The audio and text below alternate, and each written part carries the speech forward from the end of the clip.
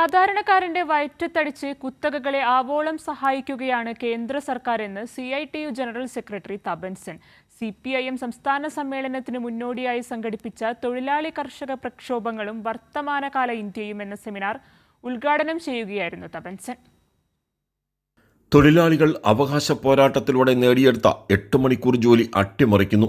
കർഷകരുടെ സബ്സിഡികൾ വെട്ടിക്കുറയ്ക്കുന്നവർ തന്നെ കുത്തകകൾക്ക് കൂടുതൽ മേഖലകളിൽ സബ്സിഡി അനുവദിക്കുന്നു. കുത്തകകളുടെ വായ്പയിൽ 23% മാത്രമാണ് തിരിച്ചടയ്ക്കുന്നത്. 73% കിട്ടാക്കടം എഴുതി തള്ളുന്നു. അതേസമയം കർഷകരും തൊഴിലാളികളും വായ്പ തിരിച്ചടച്ചില്ലെങ്കിൽ ജപ്തിയിലൂടെ അവരെ ദ്രോഹിക്കുകയാണെന്നും തപൻ സെൻ ചൂണ്ടിക്കാട്ടി. Legitimizing the violation of law by the corporate class and criminalizing the action of the people, collective action of the people against their life and livelihood issue. This is the new pattern that has been trying to put in place, and that exactly defines the present scenario, that the government is aggressively coming with a neo-fascist characteristics.